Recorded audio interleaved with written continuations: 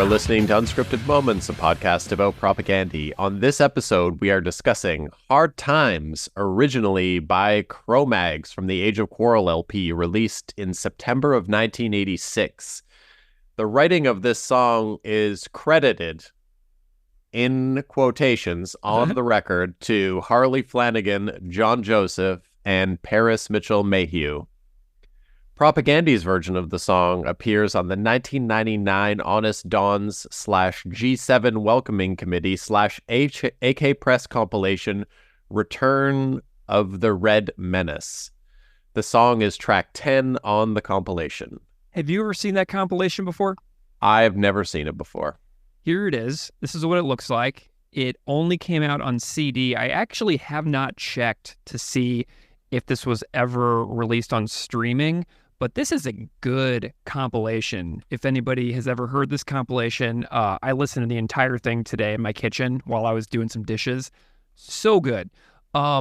So the comp, if you go on Discogs, if you want to own a physical copy of this, they're easy to find. It's about $6 starting on Discogs if you're looking for one. And some other notable tracks that are on the comp that are relevant to this podcast in various ways are by the bands J Church, who Propaganda backed up as the backing band on a Japanese tour. The band But Alive from Germany, who did a split with I Spy. Ron Hawkins, who is the singer of Lowest of the Low, who wrote Gamble, who Propaganda covered. Randy, whose drummer appeared on this podcast as a guest. Great band. Wonderful band. Wonderful band. The Weaker Thans, people may have heard of them before. The band Submission Hold, who released an amazing album on G7 quite a few years ago at this point, but Submission Hold is on this compilation.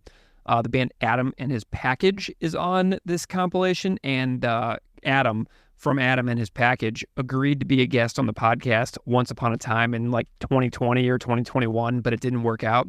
Oddly enough, Adam from Adam and His Package is very good friends with Dave Zamboni, who is on this show. Sweet. Okay, well, that's interesting too.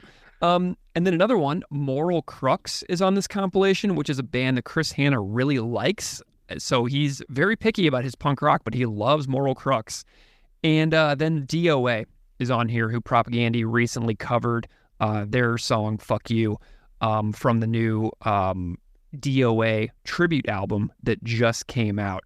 So a lot of Propaganda-adjacent stuff on here. And the comp was released on G7 in Canada and Honest Dawns in the States. So it's pretty cool.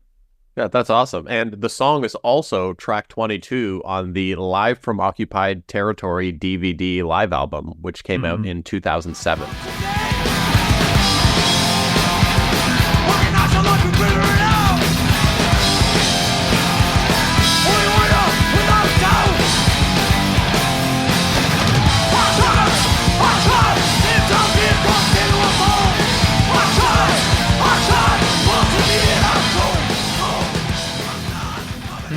Yep. I think that, didn't Paul from Discord say he was at that show? I think he said that a couple of times. Maybe. That's escaping me right now. Well, I guess Paul will have to remind us. So that was that live album was recorded at the Zoo in Winnipeg in July of 2003.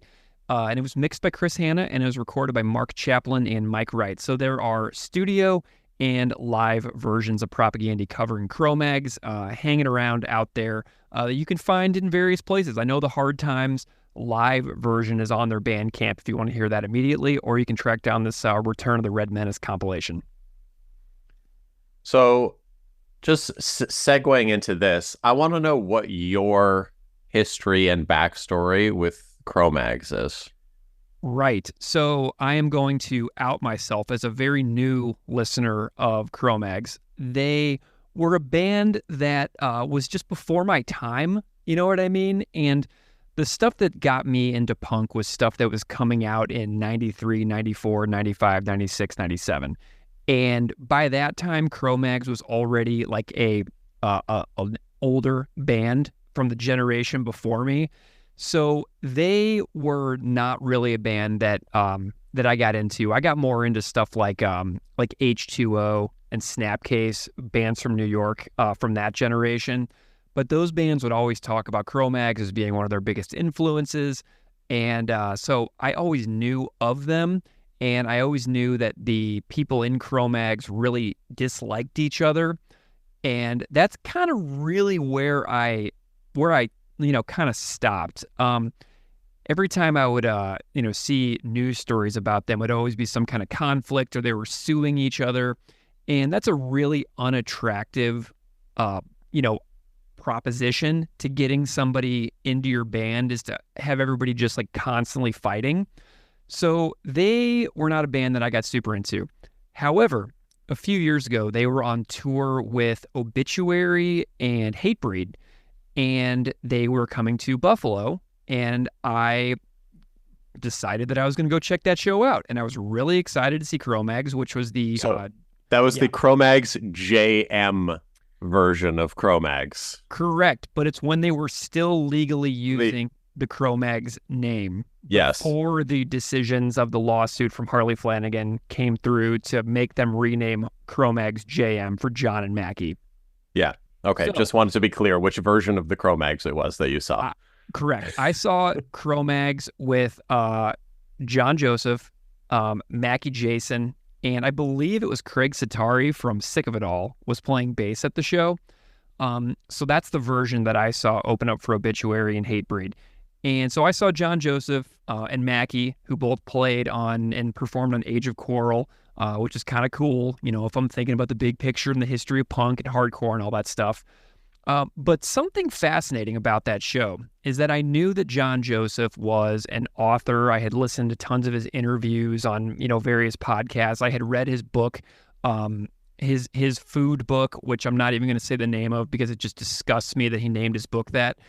But John Joseph, he was this guy that I knew was into Hare Krishna as well. And listeners to this podcast may know that I also have a podcast about religion.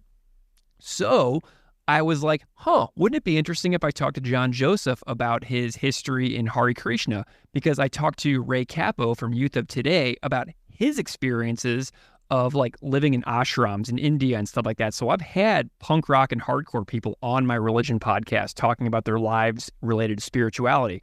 So I was like, maybe I can get John Joseph to be on the podcast. So I DM him on Instagram or something, or Twitter. I can't remember. I think it was Instagram, but he agrees to be interviewed, basically sitting in my car outside of Town Ballroom in Buffalo. And he's like, yeah, we'll meet up after the set. So I was like, sweet. So I have all my gear set up in my car. I'm ready to rock. And I'm texting him or DMing him after their set. And then he just flat out ghosts me and stops replying entirely. And then the next day he sends a note saying that he was sorry, but he got sick or hurt or something during the set. So anyway, I had a near-miss interview with John Joseph that was scheduled and didn't actually go through. So that's my major history with Cro-Mags until the interview that appears on this episode. So that was my big story. Well, I've got to say, you're probably blocked from John Joseph on all social media by now. I'm fine with that. So my background with Cro-Mags is I saw Cro-Mags for the first time, I want to say either it was 1999 or 2000. So it was like probably close to 25 years ago. I saw Cro-Mags. The show was Cro-Mags and Earth Crisis. It was Earth Crisis opened for Cro-Mags, and the lineup at that point, it was just Harley playing bass and singing, and I don't even know who else was in the band at that point. Gotcha. I can't really remember. I wonder if it was Rocky from Suicidal Tendencies. Yeah. I think Rocky played leads on Revenge, which is kind of cool because he's such a great guitar player. Yeah, I genuinely can't remember much of that show. I remember a lot of the Earth Crisis stuff, but I just don't remember a lot of the Cro-Mags stuff. And then, as the years went on, like obviously I've read, the John Joseph books as well. Mm-hmm. Give whatever. And then you mentioned it in, we'll hear it in the interview with Parris coming up, but you guys were both at the Misfits Halloween show in New York, which I coincidentally was also at that Misfits show in New York on Halloween. And the morning after that, I did the John Joseph walking tour of New York City. Perfect. which not one of my most proud moments, but if you have nothing else to do, I would Yeah. still recommend maybe not doing it. Um, but yeah, anyways, I don't want to get into talking bad about people or whatever. We just don't agree with certain people's way of life. That's fine. Yeah. Yeah. Well, another thing is that a few years ago, John Joseph got into a spat with me on Twitter, where I made some very banal comment, and then he just launched into like all these things that he now hates about propaganda and how propaganda used to be something and now there's something else. And I'm just like, okay, this is really productive. And I just kind of like bowed out of the conversation. But anyway, that wasn't very fun. So No. yeah, anyway, whatever. We don't have to talk about that. We're here to talk about fun stuff. Yeah. Hey, so basically, Cro-Mags, awesome. Yeah. Love Cro-Mags. Yeah. And basically, where we kind of came about this, I know the order of the episode that we're doing today is a bit out of order. Like, I know Sure. you guys are used to hearing us talk about the Buffalo Bills at this point. If you want to wait for Buffalo Bill stuff, that's going to be later because we're front loading all the Yeah. Cro-Mags and the Parris stuff because we're so grateful that Parris came on this and agreed to be interviewed to come on this episode. So we want that to be completely upfront so everyone can enjoy this unreal interview that you did with Parris. Well, thank you. Well, I watched his Hard Lore interview that you suggested to me, and I was blown away by his history of the Cro-Mags, his involvement with the band, his variety of good and terrible experiences with them over the years. And I just hit him up, and I was like, do you want to talk about Propaganda's cover of Hard Times? And he was like, let's do it. Got it scheduled, but I am delighted to bring you a conversation with Parris Mayhew from the Cro-Mags. Parris wrote the music to Hard Times, and Eric Casanova, Cro-Mags' original lead singer, wrote the lyrics. And I loved checking out Run DMC's song Hard Times after talking to Parris as well. I loved hearing about their influences on Age of Quarrel and the story of Age of Quarrel in general. But just for anybody who doesn't know, Parris Mayhew is a founding member, songwriter, and guitarist of Cro-Mags, where he created music and played from 1983 to 1990, and then again from 1996 to 2001. In 2020, he founded a band called the Agros, which is a new instrumental and hardcore metal band based in New York City, which is super good. And I love the songs. They're super long and just totally awesome. Yeah. And Todd Kowalski messaged me, and I told him that we talked to Parris, and he goes, hey, tell Parris I love the Agros. And I was like, done. So Todd, huge fan of Parris, huge fan. And the Agros' first single, Chaos Magic, was released in October of 2020. But he's also a prolific music video director. He directed videos for Cro-Mags, but also Biohazard. He did the Punishment video, which I watched today, including several other Biohazard videos. He did Onyx's Slam, which I also watched today. He directed a video for Run DMC, Typo Negative's Black Number One, which My I've boys. watched several times. I've watched My that boys. several times, and you're a huge Typo Negative fan. Yes. I also watched Insane Clown Posse's Chicken Hunting video today as well. So he's a camera operator for the International Cinematographers Guild, the local 600. He's a member of the Society of Camera Operators, and he is just such a super nice guy. I just loved talking to Parris Mayhew. When we were putting this episode together and we had the opportunity to bring him on, I can't even understate how huge this is for me as being someone who's been kind of adjacent around this world for so long. Just having him be on our show is such a big deal for me, and I'm just so incredibly thankful that like someone who is as legendary as him and the stuff that he's contributed to, whether it be like a riff writing and songwriting absolute machine, Mm-hmm. and then all of these like unbelievable music videos and all of his, the work that he's contributing to film and television, everything. Like, he absolutely top to bottom legend. All right. Well, thank you so much, Steve. But leading into the interview with Parris Mayhew, you're going to hear a cover of Hard Times performed, recorded, and mixed by a friend of the podcast, John Danek. John has been on the podcast as a guest before when we discussed his cover of A Speculative Fiction on the episode from May 2nd, 2023. So I'm delighted to have John back. John is back with his cover of Hard Times by the Cro-Mags, and then we'll hear my chat with Parris Mayhew. Enjoy.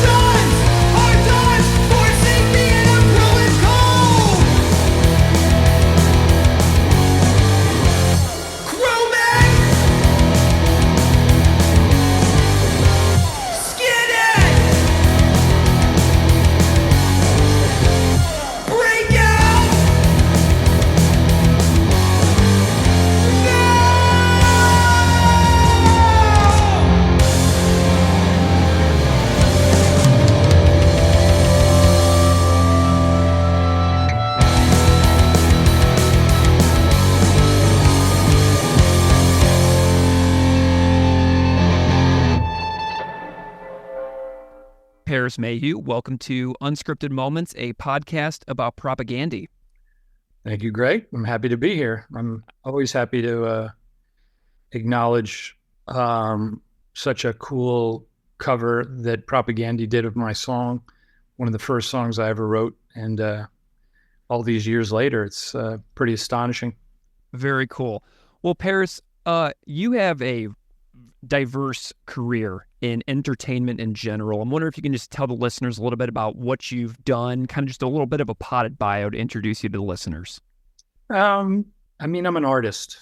I never really embraced that until later in life, oddly enough. I trained in art school. I went to the High School of Art and Design. I went to the School of Visual Arts. So I spent, 9 years in art school. And all during those years, I never even considered myself an artist. And as I entered college, I'd already started to try to start a band. I had a band like in early high school, and then that fell apart when I started veering into a different musical direction. My first band was kind of like Rush, and we wanted to be like Rush. And then suddenly I heard Motorhead and the Sex Pistols, and all of a sudden my music changed, and the other guys in the band didn't really get it. So I kind of went off in another direction. I tried to get in one of the current bands that was happening, but they wouldn't let me write songs. So I decided I had to start my own band if I was going to play my own music. And, and then that band ended up being the Cro-Mags. And, and even though I had, a marked career in the Cro-Mags, I'm just, a creative person. And when I decided to leave the Cro-Mags, I got into the film business. It actually happened parallel because I made the We Gotta Know video for the Cro-Mags, and that got me some attention and from filmmakers like Paul Rackman, the guy who began the Slam Dance Film Festival. He was a young director in the city, and he enlisted me. He initially wanted to produce and have me direct, and then I kind of like wanted to be a director of photography, so I pushed him to direct and me to shoot, and we did a few things together. And I ultimately became a director and directed Onyx Slam, which was the longest #1 video on MTV ever, and other definitive music videos like Typo Negative's Black Number One, and Yeah. Hazard's Punishment, Shades of Grey, Tales from the Hard Side. I did 5 videos for them, which kind of defined their early career, and many others. And then I got back into music again. And, I'm lured by my passions and opportunities, and I had an opportunity to get a major label record deal with Polygram, and that's when we went back and made the Revenge album. But when that kind of all fizzled out for the same reasons it did the first time, I went back into the film business as a camera operator, and here's one of the tools of my trade. Yeah. Called Trinity. It's a kind of a steady cam. And I'm a camera operator on television and movies here in New York, which is primarily where everything is shot. Done a couple of seasons of Blue Bloods, a couple of seasons of The Americans, a couple of seasons of Evil. I've worked on basically every TV show in New York. Nice. And that's what I do as a day job. And recently, I, after being in the film business for almost 20 years without basically even really hinting at the fact that I was a musician, I recorded an album and released it under the brand The Agros, which is now my brand, not necessarily my band, since I'm pretty much the central musical force in the band. And yeah, that's what I'm doing now. And I guess that's almost everything. It's kind of like a overview. Well, I love The Americans as well. I didn't know you worked on that show. I was looking at your IMDb bio earlier, and I was like, man, this is so cool. And then I went and watched your Typo Negative video earlier today as well. So I've just been having a blast kind of exploring your output over the years since I've been, preparing for this and thinking about this this conversation we were going to have. And you are a founding member of Cro-Mags. And I just want to say off the top that if anybody wants to hear your entire story in relation to Cro-Mags and the records that you made and the story of the band, your conversation on the Hard Lore podcast episode, which is like 2.5 hours long, is so comprehensive that I think that everybody should go and listen to that as well, because it was so good. It was like such a saga, so just as a basic overview, with that said, tell listeners a little bit about the years you were involved and the records that you played on, but maybe also a little bit about the records that you have material on but don't appear on. I mean, it's, people obviously have their point of view, but when I left my high school band and then tried to join this band called The Mad and got this basic hard lesson that after I learned all their songs and spent like a month and a half learning their songs to play a gig, and then I tried to introduce a song that I'd just written, which ended up being called World Peace. And it was actually called World Peace at the time because the singer of my band reported missing the high school band. When he heard it, he was like, oh my God, it just sounds like the world is saying world peace can't be done. and that remained the title. I loved what he said so much that, even though it didn't, it was probably a year or two until anybody else besides the guys in the Mad heard it. And when I introduced it, as when I, it's always been all the whole story. It can be flipped on so many sides of point of view. Harley has painted this picture that he had this plan, to start the Cro-Mags, and he made this demo, which is, none of it's true. When I met him, there was no mention of the name Cro-Mags. I knew that he had once tried to start a band that had failed, and they played one gig, and I actually went to that gig with him, but they didn't even play as Cro-Mags. They played a Disco Smoothie, and and none of the songs that band played ever became Cro-Mags songs. So this idea that there was this premise before I came along, and the demos and the sound and the blueprint, it's just not the truth.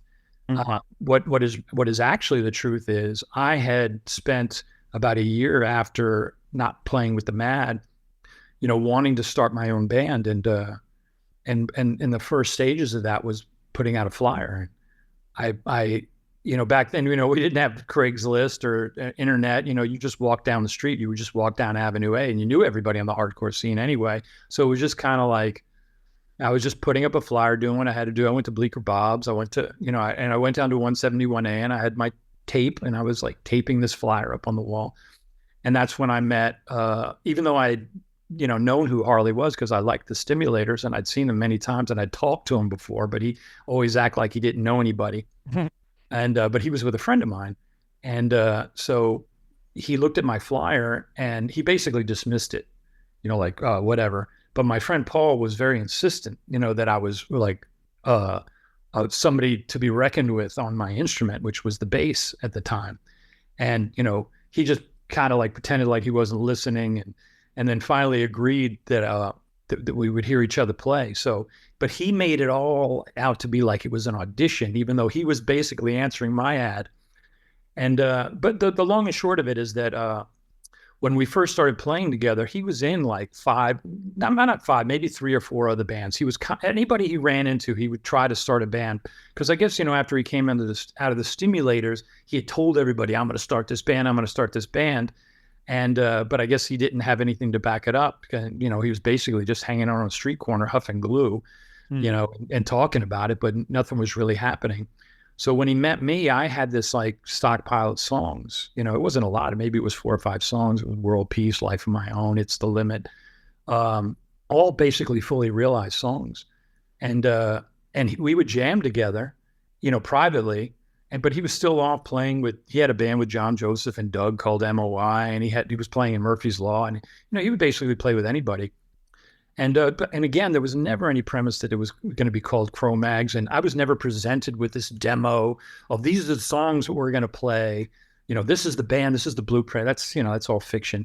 He actually didn't even record that demo until after we had been writing songs, or he'd been learning my songs for almost a year, probably more. It's hard for me to judge back then. I mean, I'd have to go back over the dates, but when I went to that Disco Smoothie, that show that he claimed to be, the first Cro-Mags, and so we were like, I'd say 1980, late 1980, and basically, looking back, it's a lot clearer to me than it was at the time, because there was so much gaslighting and like trying to be control over this thing, and it was basically me just sitting in a room showing this guy that I'd met, who I kind of was like, this is great because he's in a band that everybody knows. To me, it seemed like an opportunity to get my music listened to, but it wasn't like we were playing any of his songs. In the beginning, we only played my songs. Mm-hmm. And, he had these other bands, and like they all started going by the wayside, and my stockpile of songs started getting bigger. And then suddenly, he was like more all in with what I was doing. And it was like, he basically just joined my band when all these other bands didn't work out. And then later on superimposed this supposed plan over the music that I had already made. So in a sense, I mean, I'm painting that picture to show you that, like I played on Age of Quarrel, but I didn't just play on Age of Quarrel. I wrote Age of Quarrel. That was my first album that I had been gearing up to make before I met Harley. Even when I made that flyer, putting it up, when I went to to his Aunt Denise's house and played him the first couple of songs that he had ever heard, World Peace. I walked into a room, sat down and played World Peace. He was probably like, holy shit, this is it. And he did. He said that. Him and Denise were having conversation about me, because she knew that he was trying to do all these other, trying to get something together, but nothing was coming together. And there I was, I was like picture perfect for him to superimpose this mission on. But so we made Age of Quarrel, and we made and then the band fell apart, and then we regrouped and made Best Wishes, and then floundered around, and again everybody was gone. And then we tried to recrew the band, and we did, and we recruited with this young guitarist named Rob Buckley. And he was like 17 years old, which, wasn't that unusual at the time, because when we started, I was like 16. Yeah. And Harley was, or maybe even been 15. Harley was like 13 or 14, or I can't remember. And Rob was 17. And we were like, the hardcore scene was very age fluid, there was Uncle Al from Murphy's Law who was like in his 30s, or I'm only guessing that now. God, I was 15 years old. To me, somebody who was 25 seemed like an adult.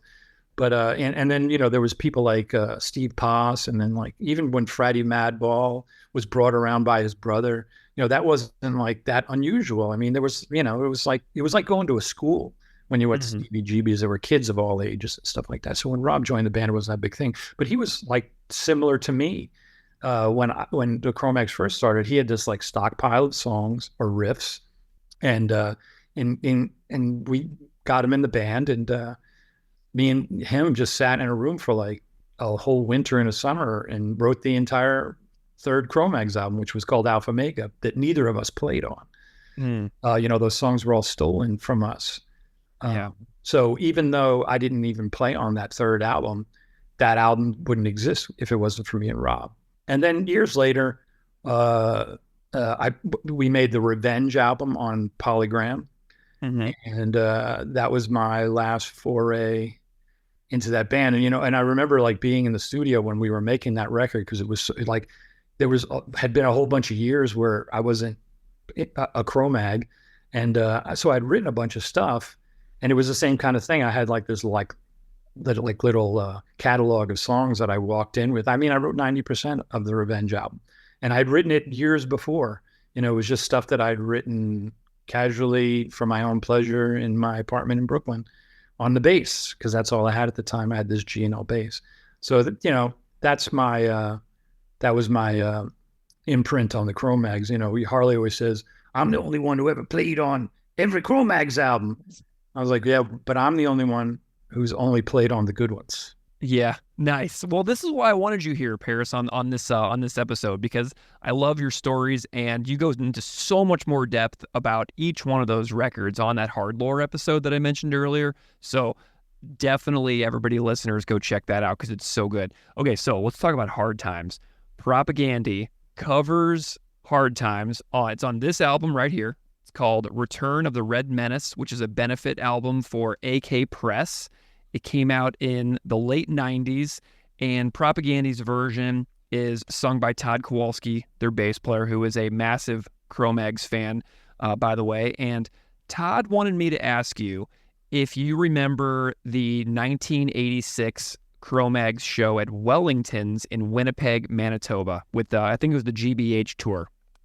Absolutely, I remember all those shows. I was like the guy in the band that didn't smoke crack or huff glue, so my memory is very much intact. And that time was, it's etched in my memory because even though the Cro-Mags has this like enduring legacy, the actual maybe now it's different because Harley and John have both kind of did their like, franchise versions for long periods of time, just playing gigs to play gigs. And John played quite consistently for a long time, and Harley plays quite consistently now, in a much smaller level than we did back then. But when we played, it was a big deal. And, we put out Age of Quarrel, and we probably only toured for 4 months, maybe 5.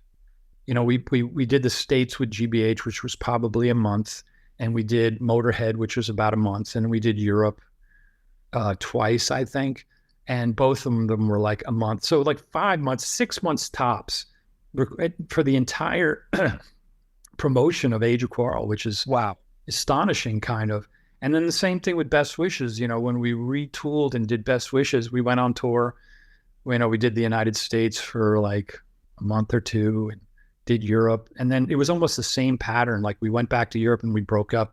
Like it just, if you add up all the time that we spent on the road, it was less than a year when I was in the band. And I hate even being forced to use that expression when I was in the band. That band was my band. I started the band.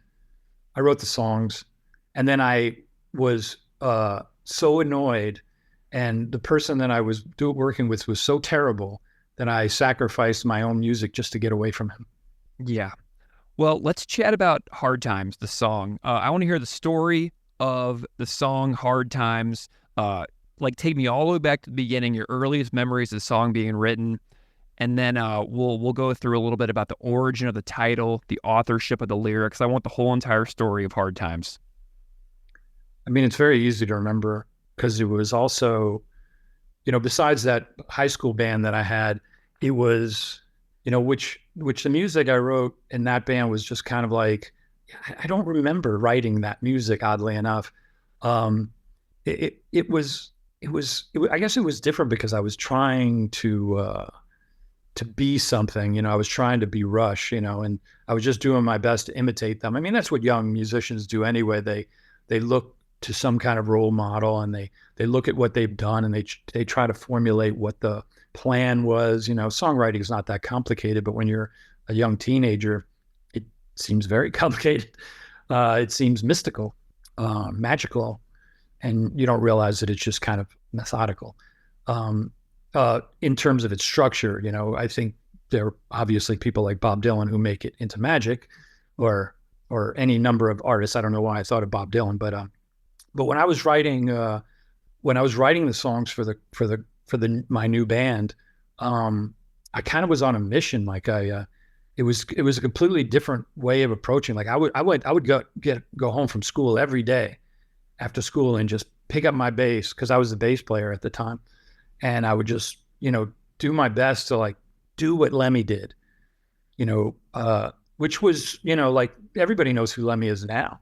But nobody knew who Lemmy was then. I discovered Motorhead completely by accident. This kid who was the singer of my band, Reported Missing, got a hold of a record, and we started listening to it, and it just flipped my perspective on its ass. No longer had to be Yes to make records. You could be somebody like Lemmy or somebody like Steve Jones, from the Sex Pistols, and so I was just like attacking it with this fervor of like brute force as opposed to skill. And I was writing all this stuff. And like I said, I had a whole bunch of Life of My Own, It's the Limit, all these things had been written before. I actually found somebody who appreciated what I was doing, which was Harley. He appreciated it because he could use it. I misinterpreted his enthusiasm for what I was doing as being like, we're in it together. This is great. We're going to do something great. He just saw it as something he could like use. But we had already basically hashed out almost everything that I had started with, and it had become this thing where like I literally went home every day to try to figure out how to write something else that would make Harley's eyes light up. It became this challenge to maintain that enthusiasm that I'd gotten from this guy that everybody already knew, and so that's what I did. I literally, like, it was like nose to the grindstone. Every day I would go home and play, and I would, and then I would like go somewhere. Or he would come to my house. He often met me out in front of my school, not wearing a shirt. And he'd come back to my apartment, and we would, I would show him what I had just written, and it was like all this enthusiasm. But and we had just started to like try to bring people in. I think we had tried this drummer named, because Harley was the drummer, I was the bass player. And then we there was this guy who managed the Bad Brains, and he wanted to come in. He just basically, he really seemed to want to manage us, but he just figured what the hell, he'd give it a shot. And we went in and jammed with him on drums, but he wasn't very skilled. And then then slowly, like, Harley began to introduce this kind of parade of knuckleheads, because he wanted to like have a skinhead band. He wanted, so if somebody showed up with a skinhead who had an instrument, didn't really matter how good they were considered. And we had gone through this Kid Heap, but that fell apart for weird reasons. And then right about the time when I had written the riff for Hard Times, there was this, Harley just started showing up with this kid named Steve Psycho. Everybody back then had a nickname. He was Steve Psycho. But like, it was funny almost immediately. Like, me and my friends, like one of my close friends at the time was Sean Taggart, the artist who did like all the album covers for Agnostic Front, Crumbsuckers, Prong, the Jerky Boys. But we were in high school together. We went to the High School of Art and Design together. And he immediately started calling Steve Stupid instead of Steve Psycho, because he was like, just like a moron. And then, Harley was hanging out with him all the time because he was a skinhead. And, anybody who showed up and wanted to be a skinhead suddenly like fell into the ranks behind Harley as Harley walked around. And then Harley mentioned to me, oh, Steve plays bass and he's going to be in the band. And I was like, oh boy, we had just gone through this with this other kid. And ultimately I always felt like the music would win out. So I always just kind of like, okay, whatever. So we went to a rehearsal studio. Harley played drums. I jumped on guitar, and this guy, Steve Stupid, played bass. And that day when we went in, Steve already kind of knew World Peace and Life of My Own. It's like Harley had prepped him, showed him these songs. But I always like when I try somebody new to show them like something right out new. And I'd just written the riff to Hard Times, the first one, the band. And we jammed on that. And, I'd written it the day before. And it was it was also one of those things, where I described earlier, where I'm trying to formulate this way of writing songs. And I'd already written Life of My Own. And that's just basically one riff. It's like this open E string with this punching of 3 chords, which and see, it's fast and slow. So, I mean, amazing. A song with only one riff. But ultimately, I know that when I wrote that one, I was thinking about how, what hardcore or even, the bands around me that I liked were doing. And there was a band called Frontline, and they had this one song, which I don't even know the name of because they never really made a record, but it was this chugging on one note and then going, it's like 3 chord punch after a ride on a thing, which was also what the Bad Brains did in Riot Squad. Even though Riot Squad wasn't out on a record yet, but I'd seen the Bad Brains so many times, I knew all their songs inside and out. But it was this thing, it was like,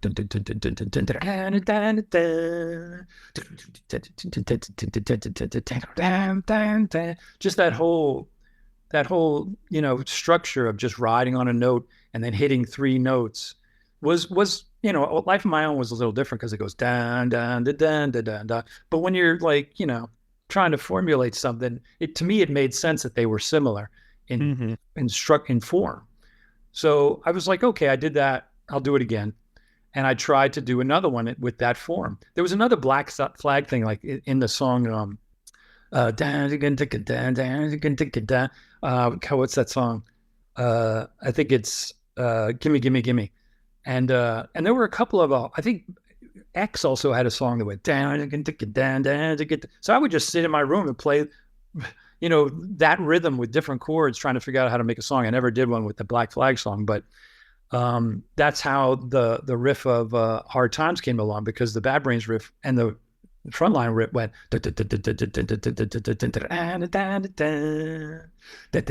So mine went. The only thing I changed came to a snappy stop. And so I just played that over and over. And I brought it in that day and I showed it to Steve. And we played it. And just since it was just that one riff, we practiced the stops and then starting up again. And, when you're, enthusiastic about something that sounds good, we were like, yeah, this sounds great. This sounds great. And after we had jammed it for about an hour, Harley leans over the drums. He's like, oh, yeah, man, this is great. I'm so glad you remembered that. And I was like, remember what? He goes, remember last week when we went to the movies? We went to Times Square and we saw the movie POW with Chuck Norris. We rode up there on the subway. And I was like, yeah. He goes, well, when we were on the train, I hummed this to you. I was like, I don't know what you're talking about. And he goes, yeah. And he turns to Steve, and Steve starts rolling his eyes at me like, who the fuck does this kid think he is? Taking credit for Harley's song. Like after I just showed them both how to play it, I mean, that was the kind of gaslighting that was going on, but it really just started there with that. And it became this big argument, and it got nasty, but basically the two of them kind of got together and were like, oh, this guy. And then they left. And then later on that night, when I went back out after I dropped my guitar off, Harley was like, so what'd you think of Steve? I thought it sounded really good. And then I was like, well, the song sounded good. And it's so funny because I even remember catching myself saying the song. He had already gotten me referring to the song as the song and not my song, which was like what he did. It was just like this way of trying to manipulate so you wouldn't have to get into a conflict, just agree to say it a different way to make it implied that anything that he said in the studio earlier about being on the subway and humming the song to him was true. So that's, of course, why my memory of that song is so crystal clear, because it was kind of this weird beginning of like a nastiness. It went from like just embracing my songs in private to new people being in the room and realizing that the reason why he had taken Steve off alone to show him my songs was to give Steve the impression that he wrote my songs. And then there we were in the studio, and I was presenting a different image. I was presenting the guy who came in with the riffs and showing them. So he had to immediately nip that in the bud and show this prospect that he was really the boss and not me. So that's how the main riff came about. And the irony of it is about a week later, there was a matinee at CBGB's, and, you know, Steve had spent this whole week like walking around with his chest out, like, I'm in this band now, you know, me and Harley are in this band now. And he would just, you know, cock of the walk up and down Avenue A. And then you know, one of the things that Harley would do is he didn't like anybody else who got attention. There was this like posse from Queens, and like kind of like the main figure in this posse was this kid Ditto. And Harley was like very verbally expressing about how much he didn't like Ditto. So Steve took it upon himself to like mouth off to Ditto. And Ditto, ever since, has become a very renowned film director. His name is Ditto Montiel. But the thing that marked Ditto's presence back then, which bothered Harley, because Harley like presented himself as like a tough guy, even though he was like 15 years old. And but Ditto was like bigger than all of us. He was like a jock, like from a football team or something. And and I just remember like I'm standing there with Sean Taggart, and Harley and Steve Stupid were standing together, and Ditto and his boys were like standing on the sidewalk. You know, everybody was just standing outside of CBGB's. And then Steve just started like mouthing off to Ditto, like just saying shit like from across the sidewalk. And then and Ditto said something back to him, and like they kind of like met in the middle of the sidewalk. And then then Ditto threw a beating on Steve that I'd never seen anything like it in my life. I mean, I've never seen anybody beaten that badly. I mean, this wasn't like a kid fight. This was like one man destroying another man. And it was so bad that Steve was like trying to crawl away under this van that was parked right in front of CB's, like one of the band's vans. And he was like, he got his head and his shoulders underneath the van. Like the whole time Ditto was kicking him like in the face and in the ribs, and like he was brutal. And then Ditto grabs him by the ankles and like drags him out from underneath the van and just starts kicking him again until the dude is like just destroyed, like unrecognizable face, blood, swollen. And me and Sean, and, you know, me and Harley's just standing there watching the whole thing. And me and Sean Taggart and my friends are like off in our little, like looking at it, and all I'm thinking to myself is, thank God. We don't have Steve Stupid in the band anymore. But anyway, Steve finally got himself onto his feet, which took a while. And Harley was like 15 feet away. And then Steve kind of like turned and saw Harley and started walking towards him. And then Harley just turned his back on him. And he was like, Harley. And Harley just like was like, nah, man. And then Steve walked off down the sidewalk, never to be seen again. Wow.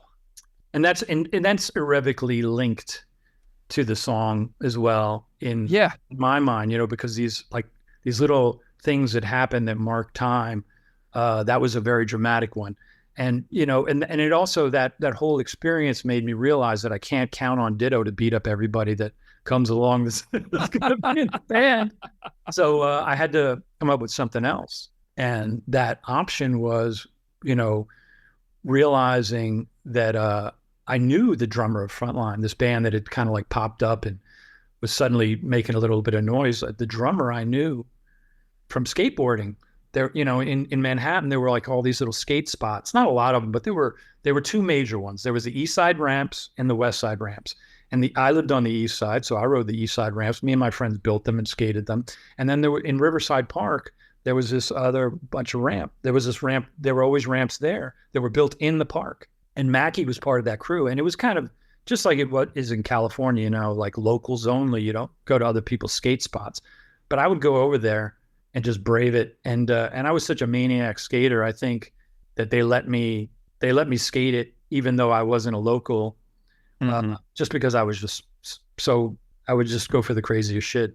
And I got to know Mackie there as well as you can know Mackie. Mackie's a very low key guy.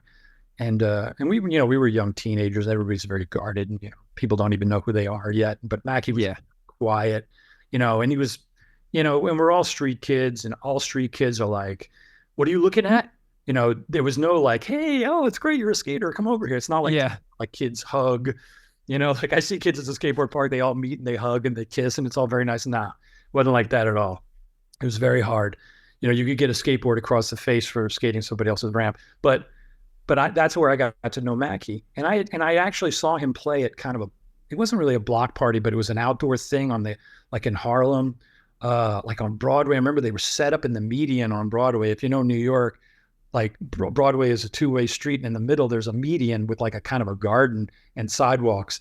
And I remember Mackie was set up playing the drums, and there was like a bass player and a guitar player. And I remember being like, "Ah, this guy's so great." And then I saw him play with Frontline, and I realized that it was like, I have to get somebody, besides the fact that he was the only musician of note on the scene, I thought of outside of me and Harley, was I had to start enlisting people myself, or I was going to be surrounded by more Steve Stupids. So that's when I made the move to get Mackie. And Mackie wasn't an easy sell, you know, but he came into the band. And then very soon after that, Eric Casanova came into the band. He was our original singer. Mm-hmm. You know, again, Eric was probably 14 or 15 at the time, and he had almost no musical experience. I mean, I hate to say that because he was in another band before that. He was in the Young and the Useless with Adam Horovitz from the Beastie Boys. Oh, cool. And but they were like literally all a bunch of little kids, and they played covers like "Rise and Shine" and "Give God Your Glory, Glory," but hardcore "Rise and Shine." Yeah, God, your glory, glory, glory, glory. And they were fun because they had personality. Skilkin and Adam Horovitz, they all, you know, they had personality. You know, there's no wonder why Adam Horovitz became, you know, a pop icon. But so Eric was in that band, but he really wasn't a drummer. He never owned a drum set. I think he got a set of sticks and he pounded along with them. So, but he was like another one of these kids that Harley enlisted to, you know, to fall in the ranks and follow him around. And he was great. Eric was a great, amazing, dynamic, wild, funny kid. He had a lot of personality. He was very cool. I liked him a lot, you know, and that's testament to, you know, the fact that he was a couple of years younger than me as a teenager, which usually is a vast divide, but it wasn't. We were all friends. We hung out on the street. So it you know, it invariably and inevitably became brought up that Eric should be our singer. And of course, the question always is, can he sing? Because nobody had ever heard him sing. But that really somehow didn't really come into it. And Eric just started coming to rehearsals with us and listening to the music. And he didn't, you know, again, like, you know, I premised that by saying he was in a band before, but he wasn't really a musician. So it wasn't like he had been writing lyrics for a long time, fancied himself a singer, had the ambitions of being a singer, and it just had never come about yet. This was just suddenly thrust upon him by Harley. You're going to be the singer. So he was like, okay, what do I do? So he took his school notebook, little black and white school notebook that everybody had, and he did what I did. He looked around and he said, well, I said the Bad Brains do this, 3 punches. Okay, that works. Just change the chords and you got a song. or the same thing I do with world peace. I listened to Ace of Spades over and over and over again, and I was like, okay, you ride on the E string and you add a couple of notes, but I'll add some Rush notes instead of, okay, that works, that's a song. So Eric basically, I'm not putting myself, I'm putting myself in Eric's head, guessing what he did, but I saw it happening. At the time, there were popular songs, and one of them was Street Justice.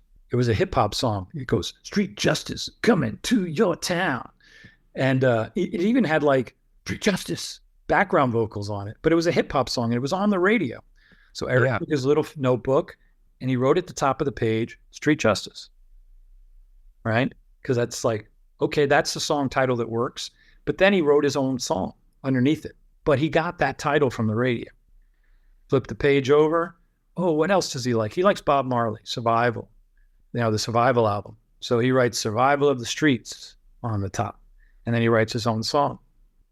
And then Run DMC comes out with Hard Times. So he turns the page and he writes Hard Times at the top of the page.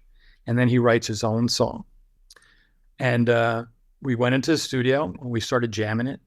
And at that point, we had World Peace, which Charlie had written the lyrics to my song.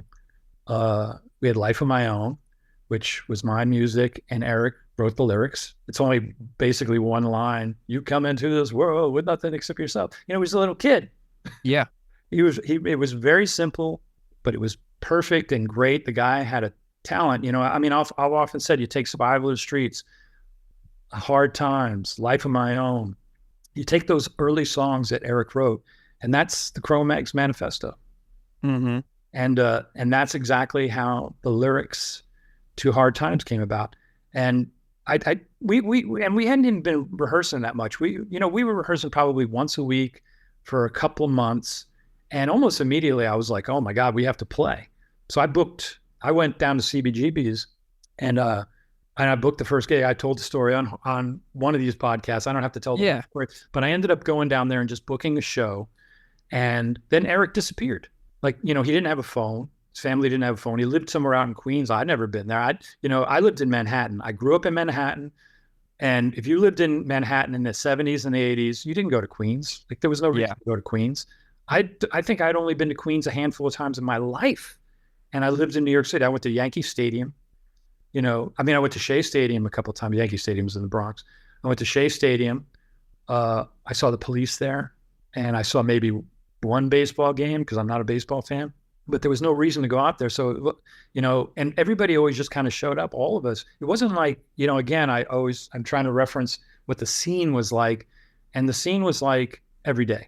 Yeah. It was after school, we went down, we met all the kids. It wasn't like we met all these kids at a show once a week or once a month. And most of the people being random, you knew a few people. All the kids you hung out every day went to the show.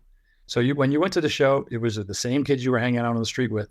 And then when the show was over, everybody didn't go home. We all went someplace else together. We went to a street corner or the park or a bar, that kind of thing. So the fact that we hadn't seen Eric in a while was like, this is really weird. But, also when you're a kid, you think he's going to show up tomorrow. Yeah. You don't get really nervous. And then all of a sudden, Eric was a ghost. And the show was coming up. And we were just like, holy shit, what are we going to do? Maybe, hopefully he'll see the ad in the paper because it said Cro-Mags, because by that time we had taken on the name Cro-Mags. And so we're all at CBGB's. Like, I have my amp and my guitar, and we're all nervously waiting. What are we going to do? What are we going to do? And then when we see Eric bopping down the street, and we're like, oh, I saw him. I was like, oh, did you see the ad in the paper? He was like, ad in the paper? And I go, yeah, we're playing today. He goes, what? and he goes, and it'd been like over a month since we had done that like little marathon of him like reading his lyrics out of his notebook and stuff like that. So me and him just basically went to the corner, and I hummed the songs and I pounded out the beats on the top of a car.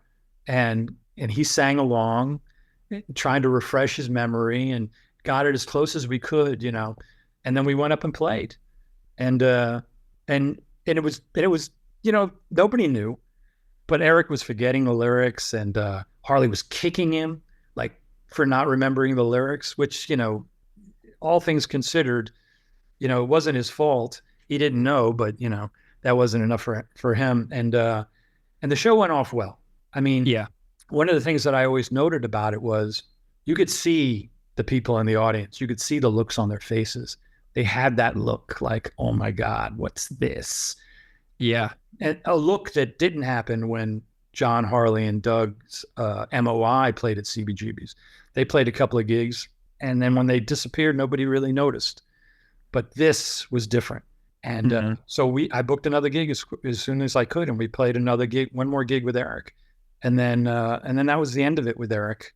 But in that little brief span, that little window that Eric was in the band, he wrote Hard Times. That's that, like Machine Head and Propaganda and COC and SOD and Mr. Bungle, and all these bands have honored us by adding to their live repertoire. I mean, you could play anything, any song, thousands and thousands of Led Zeppelin, Black Sabbath, everything, all the bands out there, and they chose that. That's amazing to me. And I must have mentioned this before I forget.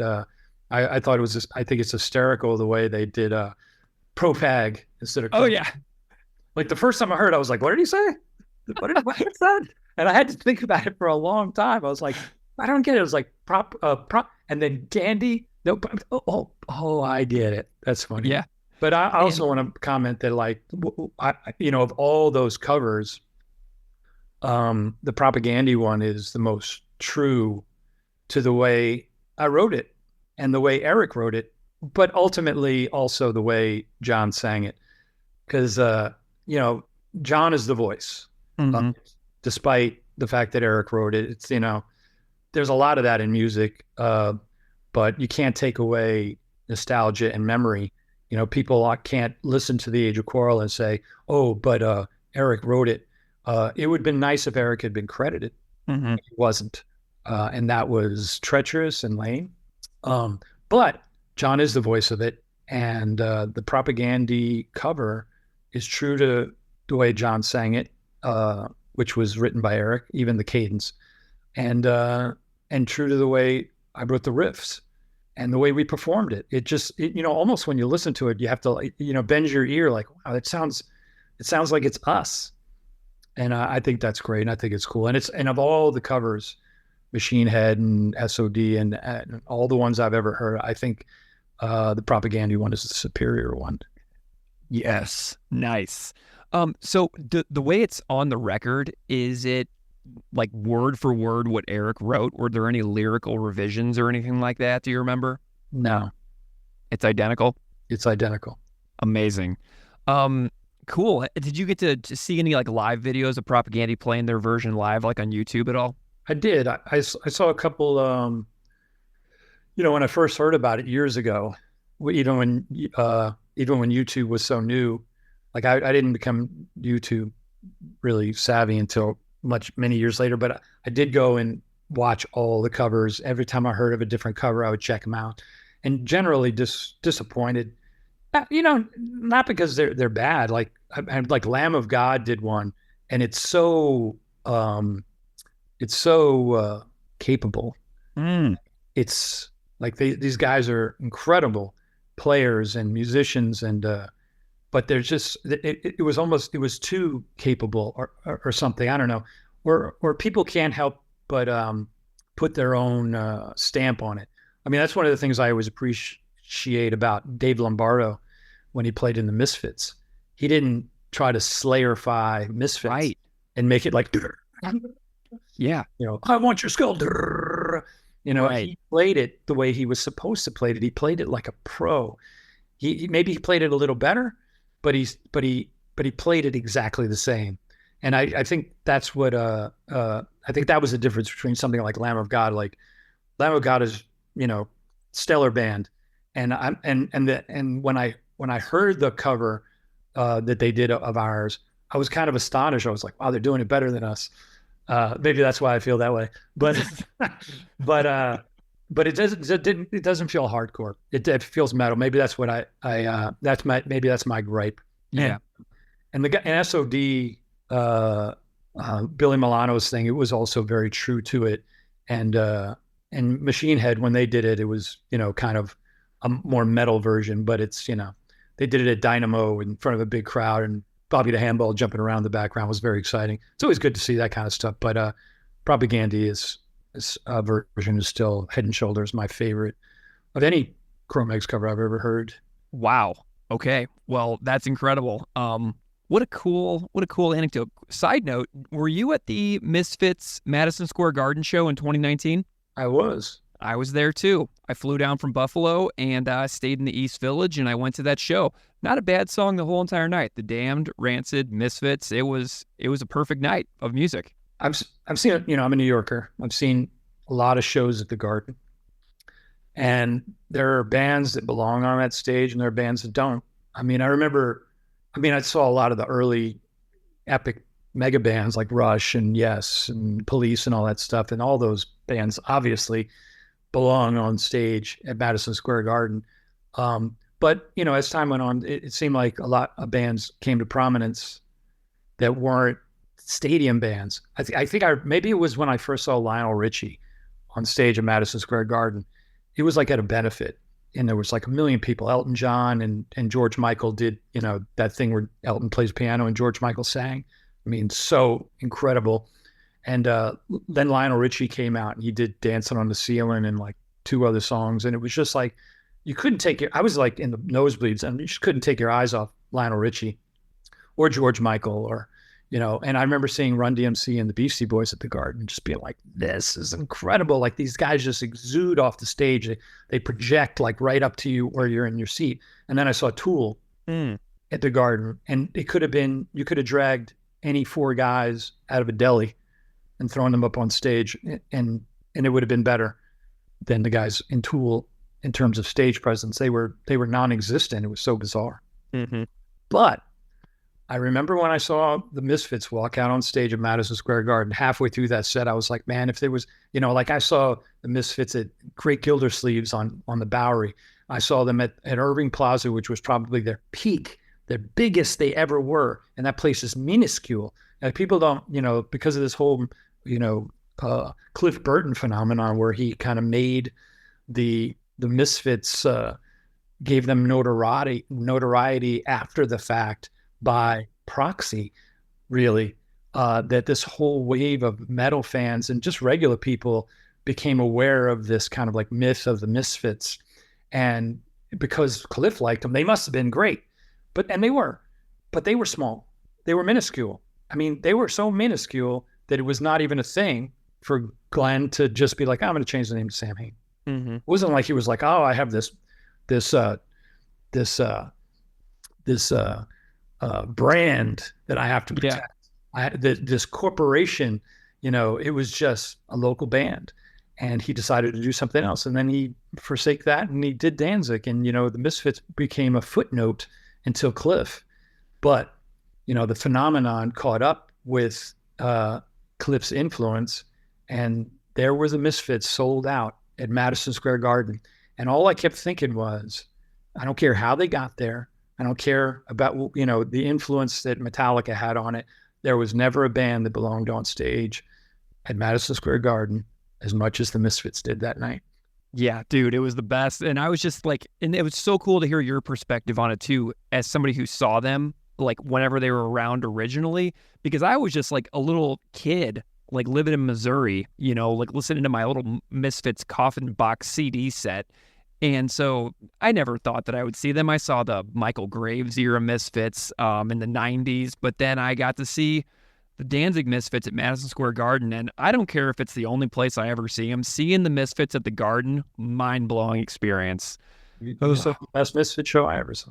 Amazing. Well, I'll take that as a win. Well, one side note on the Misfits thing is like, and I wish Arthur Googie had been up there. Instead of the Slayer drummer, no disrespect to him, he's just not a Misfit. Yeah, he went in there and did the best he could, but Arthur Googie could have been up there should have been up there. And the reason I stress that is a couple of years before, one day out of the blue, I get a call from Jerry. And he's like, hey, I'm in New York. Meet me at Otto's Shrunken Head. So like me and my girlfriend, we go over to Otto's Shrunken Head and we sit down, and there's Jerry in full regalia, like the whole thing. Yeah. And we sit down and we're having drinks and we're just talking. And he slowly says something like, he's like, hey man, we're going to do this album. And this was before the aggros. This is when I hadn't played music in years. I was so disconnected. I think I said it on the Hard Lord podcast, you're either on the inside or you're on the outside. And it's funny when you're on the inside, everybody and you like navigate and you get in everywhere. And when you're on the outside, you're on the outside. I was on the outside. So I wasn't really rubbing elbows with the likes of the Jerry Onlys of the world at that time. But he called me and we met and he said, oh, so we're going to do this album. It's going to be an album of covers. And I said, oh, that's cool. And I'd seen his franchise Misfits a couple of times, and I got a kick out of it, but I didn't feel like it was appropriate. And then I didn't feel it was appropriate because what we saw at Madison Square Garden was the one. But he says to me, he goes, if you were going to do a cover, what would you do? I was like, well, what would I do, or what would the Misfits do? I said, I would do I'm Evil, the Elvis Presley song. From King Creole, which I always thought was the coolest fucking song. And everybody remembers Fat Elvis or this Elvis or that Elvis. I only remember Elvis from King Creole or the Vegas reunion because he was so fucking cool. But I told him, I was like, I think that song, I'm Evil is great. If you're looking for trouble, you come to the right place. If you're looking for trouble, just look in my face. I'm evil, evil, evil. I mean, what a great song for the Misfits to do. Yeah. He goes, oh, that's a great one. That's a great one. He goes, would you play on it? And I was like, yeah, of course. I mean, I hadn't played and, had been immersed as like a filmmaker 13 hours a day, 5 days a week for the previous 20 years or whatever. Didn't even occur to me to do anything like that. So I thought it was pretty cool. And he goes, yes, what we'll do is we'll have you come down and we'll work up that song and we'll practice some other songs. And then we'll see, we'll see how things go. And I was like, well, practice some other cover songs? He's like, like Misfit songs, just see how it goes. And I was like, what do you mean? Like, Misfit songs, like old Misfit songs? And he was like, yeah. I was like, why? And he goes, well, just see what happens. And I was like, what are you asking me here? I was like, are you asking me to be in Misfits? And he goes, well, I mean, yeah, we'll see how it works out. Like come down and play and see how you feel. And I was like, yeah, I can't do that, Jerry. And he goes, why not? Because like now it's been established that he was actually asking me. And I said, he goes, why not? I said, because I'm not a misfit. I said, everybody knows who the Misfits are. I'm not a misfit. It doesn't matter that I'm a Cro-Mag. It's not going to like grandfather me in or something. I just wouldn't feel right about doing that. It's like, how can I feel right about the fact that Harley is out with a bunch of people I've never met playing my music and making a living off? Yeah. And I'm supposed to do the same thing? That would make me a hypocrite. Amazing. So, and it's not even like I made the decision because I didn't want to be a hypocrite. I just am not a hypocrite. So I told Jerry that. And then we just continued hanging out like as if nothing ever was discussed. And he's never mentioned it again, and I've never mentioned it again. And yeah, that's it. Amazing, man. That is so cool. But I did jump up on stage with the Misfits at the Roxy about probably a year or two before the actual reunion happened, and to play one song. Man, that's awesome. What a great story. All right, well, Parris, I mean, I'm just super grateful to you for your time, for coming on and telling the whole entire story of like your involvement with Cro-Mags and writing these amazing records that everybody has loved over the years. And I wanted to give you the opportunity to come on my podcast because I knew that I would get a clear, fabulous, straight front, middle, and back story about this particular song. So I really appreciate you coming on and telling me the whole story. It means a lot. Seriously. My pleasure. I mean, like I said, the memory it's like It's right there. It's locked in for so many different reasons. Pride, first of all. Mm-hmm. All those songs were like an early way of defining myself to myself. Like before if you're a songwriter, before you've written any songs, you don't really know how to define yourself. But once you can like listen back to something that you've written, it changes how you perceive yourself and your own abilities. And it becomes a catalyst to everything else you create after that. So those early songs are important to me, and they're close to me and my identity. And when they were written was, they were these magic moments where I made these discoveries that I hadn't made before. So the impression is indelible. Amazing. Well, thanks for coming on Unscripted Moments, a podcast about propaganda, and telling me the story of hard times. Parris Mayhew, it's been a real pleasure. Absolutely, Greg. Thank you.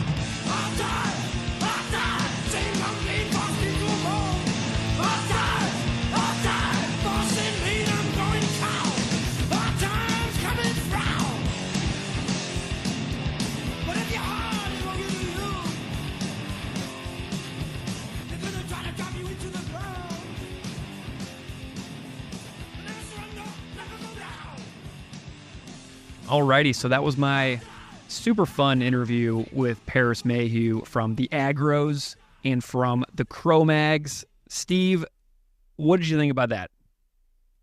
I don't want to, understate it, but that was probably my favorite interview that's ever been on this show. Oh, sweet.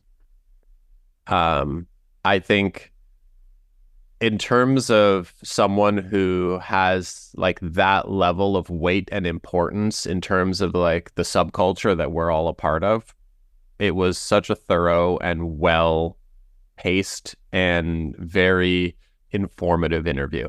Cool. I mean, I'm amazed at what we got through in a single hour. You know what I mean? Like I think about that hard lore interview that they did, which was like 2 hours and 45 minutes, something like that. And the fact that Parris and I were able to get through so much ground in just an hour, I was kind of amazed.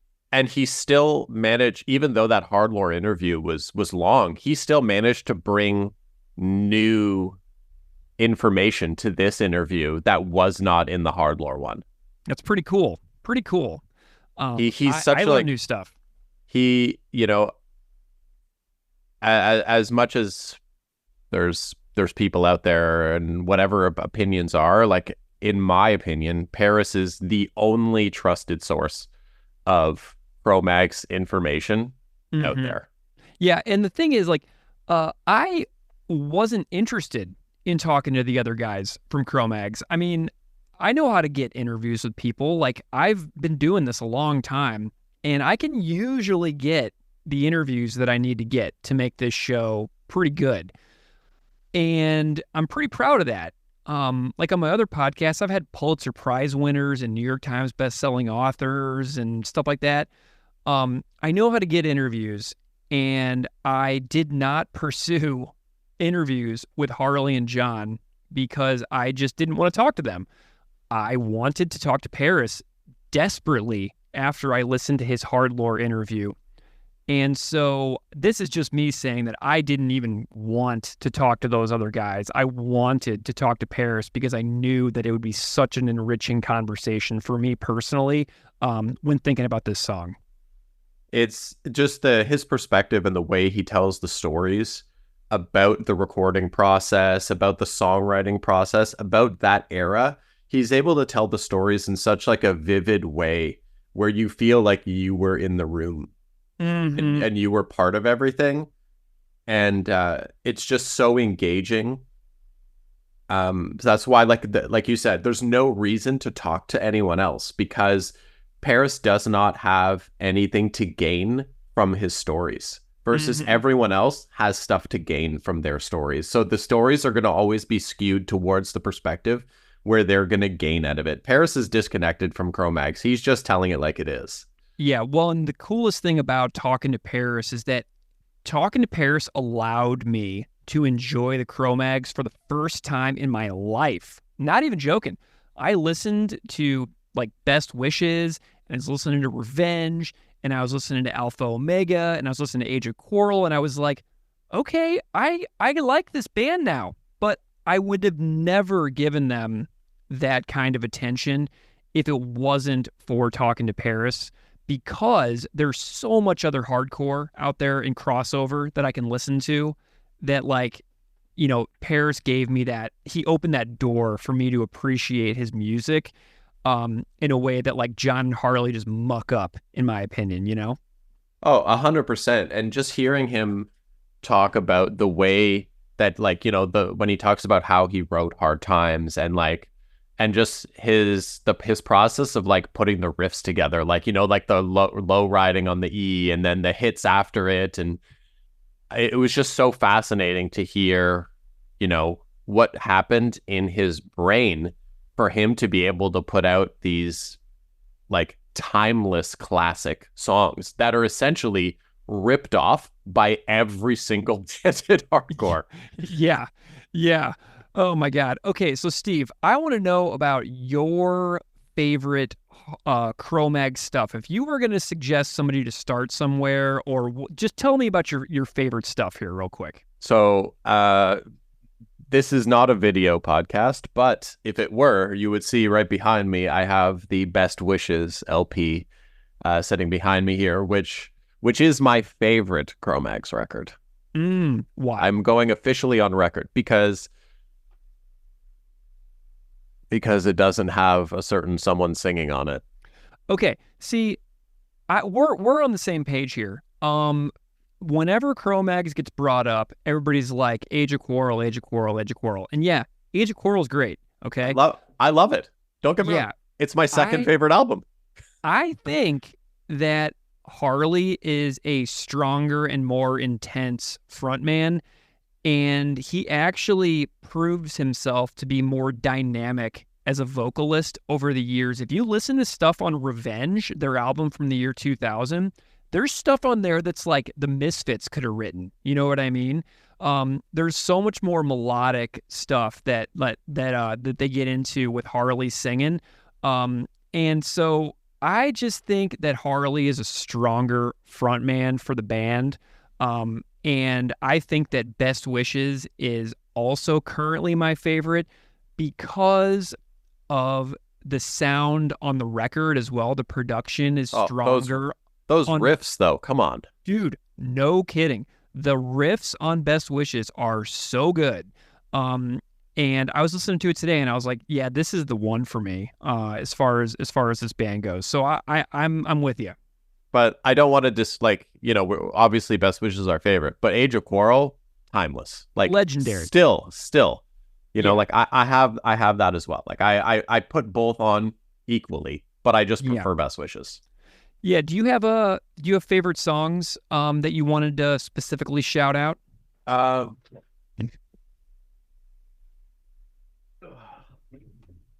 So I love the opening track on Best Wishes, Death Camps. Yeah. Unreal opening tracks. So good. And then the song Age of Quarrel on Best Wishes is also awesome as a closer. The way I also feel like the Best Wishes tends to slide more. I get more of like a metal vibe from Best Wishes than I do from Age of Quarrel, which, being French Canadian, it makes sense as to why I lean more towards the metal side of things. Yep. Well, I lean more metal as well. When it comes to stuff like this, if you make a New York hardcore band more metallic, for me, that's only a good thing.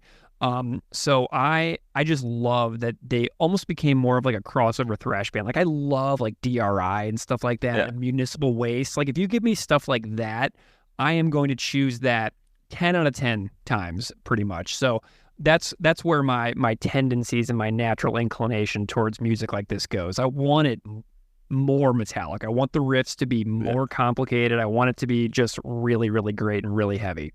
Yeah. And then it's perfect that your record collection is like totally alphabetical, because you just went over there and whipped that out of the shelf in like 2 seconds. And then like on Age of Quarrel, like We Gotta Know, unbelievable album opener. Like when the guitars and the drums hit like da, da, da, da, You're just like, you get fired up. Yeah. And You like know, that's one of the most covered intros, like of bands playing that to this day. People still do that riff. yeah, and you know what's interesting? I just went on Apple Music here, and I'm looking at the record on Apple Music, and "Hard Times" is the number one most streamed song for the Cro-Mags, which is kind of wild to think about. It's their top song, and then "World Peace," then "We Gotta Know" is their third. But it's kind of crazy because "Hard Times" is, I think it's track 9 on the record. Yeah, And it's on the B. It's the second song on the B side. it's crazy. That's the number one song. You would think it would be the album opener on the most popular and legendary record, but it's not. It's track 9. Also, the band photo on the back. Look at baby Parris up here. Oh yeah, nice. That's a really good picture, actually. Oh man, that's so cool. Mackie looks so tough. Yeah, yeah. Man, I'm really glad I got to see Mackie play drums at that the Cro-Mags JM iteration. It's just kind of cool, when you think about these folks involved in the history of music and getting to see them live. Like, even if it's like decades past when they did the thing, it's kind of cool to be like, hey, that's the guy. That guy did that one thing. You know what I'm saying? It's still so cool that, I mean, like obviously everyone would love to see, an OG Cro-Mags thing, but I don't want it to happen. Yeah. It's like, it's not, I just don't see it being productive for anyone. Yeah. I mean, Parris is doing his thing. He's busy in film and TV and making his own band, and honestly, he seems removed from for him. Endless dramatics. You know what I mean? It's just so it's just endless. Like, and we don't want to get into it, but like, if you're not familiar with it, just Google Cro-Mags and then the word drama after it. There'll be hundreds of web pages that you can read stuff, and all of the drama is mostly between two people. It is. It's only between two people, as far as I can tell. So I'm just, ugh. Anyway, do you like the any of the other stuff? Do you like Revenge? Do you like their panned album Near Death Experience or Alpha Omega? I like Revenge and I like Alpha Omega. Mm-hmm. The other stuff, I don't really ever listen to. Okay. Do you check out their new stuff? Like, whenever they put out like new songs, like I think they have an album from 2020 in the beginning. Have you listened to any of their stuff since they've been back, or since Harley like got control over the name again? No, I've pretty much all of my Cro-Mag, and I'm not just saying this because he was on this episode, but most of my Cro-Mags I live within the Parris era of Cro-Mags. Well, and Parris said on the show, he's like, I've been on every good Cro-Mags album, so he's not wrong. He's not wrong. He's not wrong. I cannot disagree with his assessment of it. And people need to make a living, and people need to have jobs and do work and stuff like that. So I guess whatever, if Harley's out there doing his thing, keep on rocking, I suppose. But yeah, I mean, I've really enjoyed, like I said, Parris opened the door for me to appreciating Cro-Mags in a way that I never, ever, ever would have done if he hadn't been such an awesome person to talk to and listen to. That Hardlore interview, man, like, just... It was one of my favorite interviews that I've ever watched. Yeah. It opened the door for me for Cro-Mags, and for that, I'm super grateful for those Hardlore guy episodes. And I'm going to see a live taping of Hardlore here in Buffalo in about a month. And I plan on telling those guys that in person if I get the chance to. And then you can ask Bo if he still has yet to hear any Propaganda song besides Ska Sucks from the last time I talked to him. He hasn't. He hasn't heard any Propaganda beyond the few that he would not like. That's kind of how it goes. I am done trying to proselytize and convince people to listen to music. But man, what a terrible decision, skipping over Propaganda. Hey, it happens. All right, you skipped over Cro-Mags for all those years, so never too late. Never too late. Never too late. Okay, Hardlore guys, Propagandy. Check them out. So what else is going on, Steve? So what else is going on? We'll talk about the song again in a little bit. Let's talk about something else for a while. We need to talk about the 8-2 Buffalo Bills. I'm pretty excited about this. I need you to, just off the top of your head, can you tell me when the last time the Buffalo Bills were 8-2? When I was 10. The last year they were 8-2 to open the years when they went to the Super Bowl with Jim Kelly in 1993. Mm-hmm. And they're 8-2 again right now. Yeah. I am not going to make any sort of predictions. I'm not making a connection. I'm just putting it out there into the universe. The universe can do what it wants with that. Hey, you know what, man? I was 10 when they were 8-2 last time. I'm 40 now. So we're talking about increments of 10 here that they're hitting these 8-2 starts for my personal life. So I don't know. I'm going to connect the 8-2 to my 10-year-old self and the 8-2 to my 40-year-old self now forever. It's what a time to be alive, man. Yeah. What did you I presume that you enjoyed that Colts game the other day in Indianapolis? How about that defense? I know. Pretty sweet, man. That opening Taron Johnson interception, I was screaming my head off in my living room. I was like, can't believe that just happened. Intercepted, first play of the game, pick. So and as Pat McAfee calls him, Big Ball Bass was on point. Finally, man, Bass has gotten over some mental stuff in his game lately, and I'm really happy for him, and I'm really happy for the team. Because did you watch the video of the game where the locker room video after he hit the 61-yard?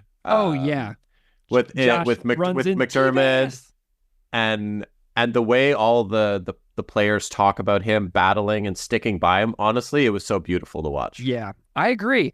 Because I cannot imagine what it is like to have to perform in front of tens of thousands of people that are drunk, for starters, and have to do that year in, year out, and where there's nowhere to hide, man. If you mess up, you are standing on the sideline 10 feet away from people. Acceptance of a mistake. Right. Like, in most people's profession, there's a certain allotment for human error or mistake. Sure. I make mistakes all the time. Yeah, totally. But not in front of 60,000 drunk Buffalo Bills fans. If the pressure that goes along, even outside of being just, the Buffalo Bills kicker, but like an NFL kicker, we need to put more respect on NFL kickers because the pressure that they are under is unbelievable. And the competition for NFL games is so high that so many games come down to a field goal or an extra point with 1 second on the clock. You know what I mean? It's nuts how frequently that happens. Like the more football I watch, and the more I descend into sporting mania as a person, I am consistently amazed at how many games come down to a field goal in the very last second of a game. It's been a great year for football watching, but specifically, I'm just so fired up with how the Bills are playing right now. Yeah, well, and we're going to get a chance to see it in person this weekend whenever we watch the Bills play the Kansas City Chiefs in person here in Buffalo. I'm pretty stoked. We're going to be in section 121 in the end zone together. Again, for our second game together this year. We saw a preseason game together, but now we get to see a regular season game. We're going to the main event. We're going to the Pat Mahomes, Josh Allen showdown. It's going to be pretty sweet. Defending Super Bowl champions, Taylor Swift will probably be in the building. I'll have binoculars to see if I can see her because it's the only time I will ever be in the same place as her because getting tickets to her concerts are impossible. So this will be like a 2-for-1. You get the little binoculars, you find Taylor Swift in the box, and then it's like, hey, there she is. Okay, let's watch the game. My one Taylor Swift story that is very, very irrelevant. Sure. To our Chromags episode. I worked with Taylor at the 2012 Canadian Country Music Awards. What in the world? Are you kidding me? No. Did you meet Taylor Swift? No, I just worked the show, and I actually booked all of her travel and her dressing room and all of that stuff. So I did all of that it was in Saskatoon in 2012. How about that? Dude, I may have been there. I think I was in Saskatoon for part of No, I left Saskatoon in 2011. Yeah, so it was a year after I moved away from Saskatoon. How about that? Oh, yeah. Anyways, Saskatoon. Taylor Swift stuff in Saskatoon. Nice. Well, I'm pretty excited that we get to hang out this weekend. We're going to have some tailgate chili. You call it Grey Cup chili, right? Well, yeah, because Sunday is also the Grey Cup. Yeah. Which is, for those unfamiliar, who basically anyone that lives outside of Canada, it is the championship game for the Canadian Football League, which far predates the NFL. It does. It's true. Look up the history. By a lengthy history. Hey, you know what, though? I got to give a shout out to the TV show Hard Knocks, not to be confused with the Cro-Mag song Hard Times, but the show Hard Knocks had a player who was in the Chicago Bears training camp this year, who is a Canadian guy. I think his name is Theo something. I can't remember his name off the top of my head, but he's a lineman from Canada, and he gives a history lesson about the CFL and its age compared to the NFL to the Chicago Bears players and educates them on the history of the CFL versus the NFL. And I was like, heck yeah, HBO, for putting in that Canadian Football League history, because it's true how much it's important. Yeah, it's such an important. A lot of people, dump on it because it's obviously not as big as the NFL, but it's such an important part of Canadian culture. Yeah, and so many, the NFL obviously operates in A market cities. The CFL operates almost entirely across Canada. Like, the NFL will never touch Saskatchewan. Right. Yet the Rough Riders are in Saskatchewan, and Saskatchewan lives for those Rough Riders. They do. I lived in Saskatoon, and the Riders are down in Regina, which is where Todd Kowalski's from. And people from Saskatoon go down to Regina and watch the Riders games all the time. I mean, it is hardcore. I mean, there's only 1 million people in Saskatchewan in general. But there's Rough Riders green everywhere, man. It's all over the place. It's kind of equivalent to the intensity of the Bills here. Yeah, and you got the Bombers in Winnipeg. We Paul, massive Bombers fan. Yeah, Paul texted me literally 5 minutes before we started recording this episode, just wanting to make sure that I was not cheering for the Argos over the Bombers in the Grey Cup final, just because he wanted to ensure that I was still that I hope for the Bombers to win because of my hatred for the Argos, because I'm a Ticats fan. Well, you need to TiVo the game. Does TiVo exist still? You need to record the Grey Cup game. If you think I can do that, you're crazy. I can't record anything. Come on. Well, we are going to. What is this, 1985? Yeah, we're going to be at the Bills-Chiefs game, and thank goodness we are not going to be seeing in Kansas City where they do those disgusting chants. I'm just so excited that the Bills will be here in town and that the Chiefs have to come here, because I feel like we've played the Chiefs a bunch of times in the last several years and we're always in Kansas City, man. It's just so nice that they're finally here. Yeah, it's about time. Yeah, and I obviously don't care for the Chiefs, even though they're from my home state. But I am excited to see them play because, Patrick Mahomes, obviously a 3-time Super Bowl champion who will be in the Hall of Fame someday. And it's just kind of nice to see people who are that important to the sport live in person. It would have been seeing Gordie Howe or something back in the day. Oh, yeah. It's kind of like that, and it's a big deal. I never saw Tom Brady play football, and obviously Tom Brady is a very controversial figure because of deflating scandals or whatever, but I would have liked to have seen him in person, and I never did, so I get to make up for that now with this Chiefs game. It's gonna be super fun, and if you're listening out there, Mac Hollins, come on our show. Mac Hollins, I think Mac Hollins would be a great guest on this show. I think we could convert him to be a Propaganda fan. I don't know. I get the impression that he's a pretty open-minded dude. And I saw him carrying around a copy of People's History of the United States in one of the Bills Instagram pictures. So we may have to track him down. Mac Hollins. Yeah, I would love that. He's got Claudio from Coheed and Cambria hair as well. Yeah.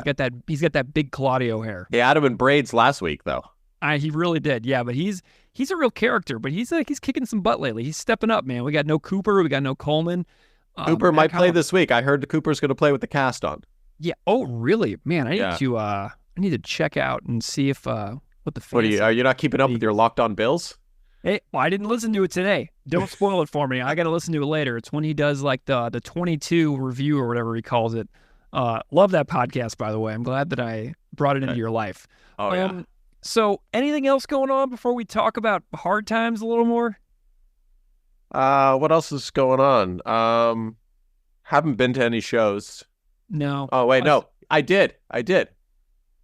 saw Bruce Springsteen last week. Of course you did. Yeah, that's why, wait, Springsteen wasn't last week. Springsteen it was November 3rd. Oh, that's why you didn't go to the Dolphins game with me. Yes. Got it. Okay, I remember that because I tried to get you to go to the Miami Dolphins Bills game too. I'm glad we get a second chance with the defending Super Bowl champions, Kansas City Chiefs. So, yes. So I saw Bruce Springsteen last week. Is that like your 74th time seeing him? It was my 24th time. Your 82nd time seeing him? Yeah, and I have to say, man, what a night. Awesome. Well, I'm glad it was fun. He played for 3 hours. He always does. And, you know, I know you're someone who very much feels strongly about short sets. It depends. But yes, by and large, don't want to see anyone for more than an hour unless there's like a Broadway musical aspect to it. Like, I could watch Bruce play for 5 hours, 6 hours, no problem. And yeah, that's wild. I'm just on the edge of my seat, loving every second. He told a beautiful story with the structure of the set list. And despite it being a super rarity lately, we did get Jungle Land at that show, which I don't know how familiar are you with the Springsteen lore and the history and where Jungle Land sits. Anyways, Jungle Land has a very like iconic saxophone solo at the 3/4 mark into it. Super emotional, like beautiful, beautiful. But obviously his original saxophone player, Clarence Clemens, passed away. Years ago, right? So I saw his last ever show, which was at whatever they're calling it now, Arena in Buffalo. Huh? So really? Clarence Clemens' last ever show with the E Street Band was in Buffalo. You got to be kidding me. Not kidding. What year was that? What year did he stop? What year was his last show before he passed away? God, I want to say it was around 2011-ish. Okay, because I saw the E Street Band in Hyde Park in London, England in July of 2009. Okay. So I saw Clarence Clemens. So yeah, so it was after that. Okay. So yeah, I saw them at that. I thought I had that right. Yeah. And then a subsequent time after. So now in the E Street Band, Clarence's nephew Jake plays Clarence's actual saxes in the band. If you haven't watched that Springsteen Road Diaries documentary on Disney or Hulu or whatever, highly recommend it. Wonderful. Oh, cool. But anyways, they rarely play Jungle Land often anymore because, anyways, they played it, and obviously Jake kills it. But it's such an emotional song. I was literally crying like a baby. I couldn't even see the stage because my eyes were just like dripping with like tears, that everything was blurry. It was just magical. What is your favorite Bruce Springsteen album of all time? Oh my God. You can only choose one. You don't get to be all like with qualifiers. You just have to tell me. That is a very difficult. Choose one. Mine's Nebraska. Honestly, at the end of the day, it's got to be Born Around. Okay, sounds good. Yeah. Okay, that's great. I love that. 8 songs. Every one of them is perfect.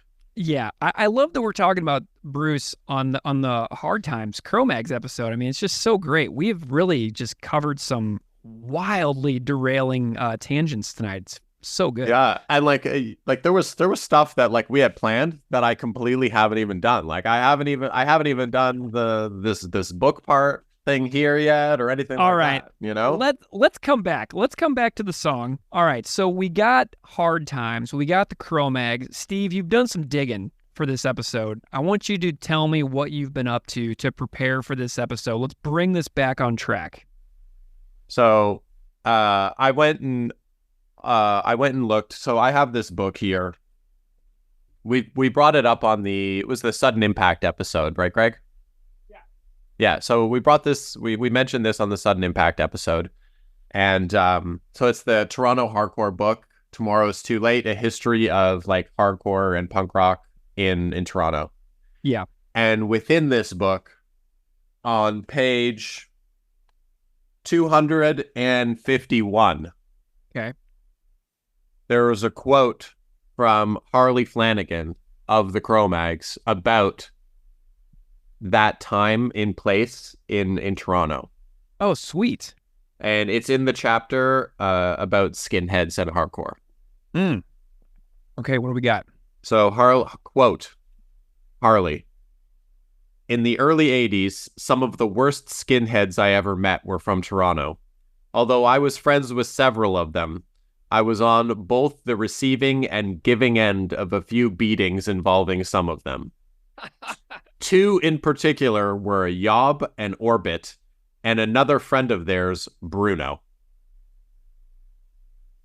And to give you a little bit more context on this, I would love to bring in my wonderful partner, Zoe.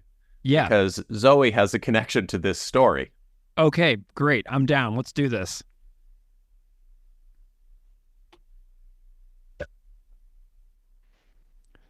Hello, Zoe. Welcome to the podcast. Hi, Greg. How are you? I'm fabulous, thank you. It's so great to see you. Here's my cat. Nice. So Steve tells me that you have a cool story to contribute to our Cro-Mags Hard Times episode. I feel like it's not really a cool story as much as it's just a fun fact. I was too young to really remember it, but I just heard Steve read the quote from the book to you. So fun fact is that my dad grew up, and we've talked about this many times, Greg, but my dad kind of grew up in that era and in Toronto at that time. So Bruno, who was mentioned in that quote, is actually one of our close family friends. He's passed away since, but so I grew up knowing Bruno. Kind of beyond that time, he was a very different person than during that time. But I grew up with him in my life often.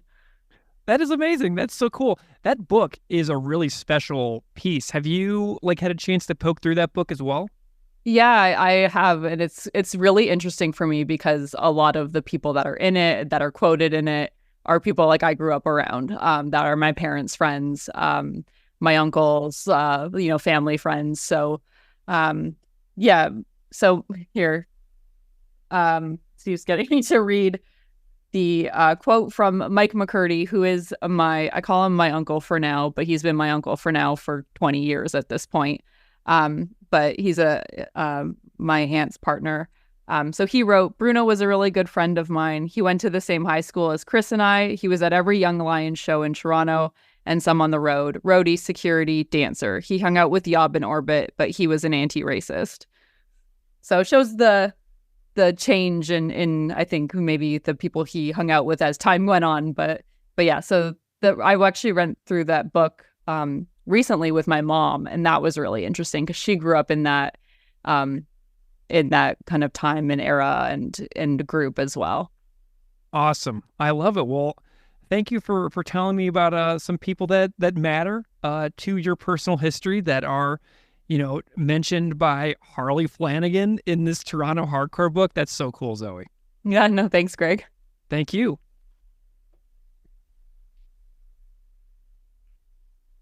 Steve, I got to tell you, I love the full orange jumpsuit you got going here.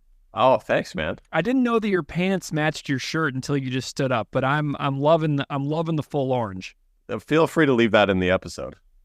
I'm gonna. I'm not cutting that. That's one of the funny. That's a great little bit of lore right there. Head to toe orange.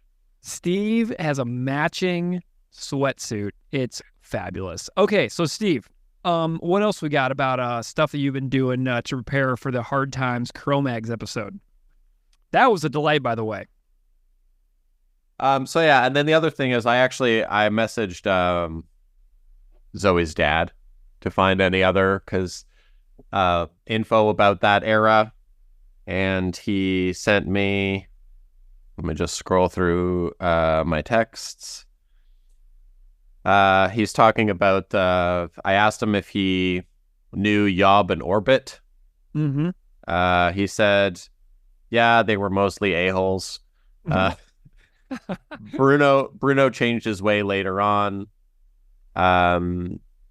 And then he said Bruno was a good buddy in the later years. He died a while back. I know that Yob has passed away too. I don't know about the rest. And then he said that Bruno actually, later on, he became really involved in psychobilly. And then he got all his tattoos covered. And he was a member of Zoe's dad's hockey pool up until he died. Oh, sweet. I love when the world gets a little smaller sometimes. You know what I mean? And then I messaged Zoe's uncle about it, who is in the book, but he is yet to reply. Got it. Well, but I'm told that's pretty standard. Gotcha. That's fine. So Steve, we got the lyrics of the tune. Do you have any thoughts on the meaning of the song in general?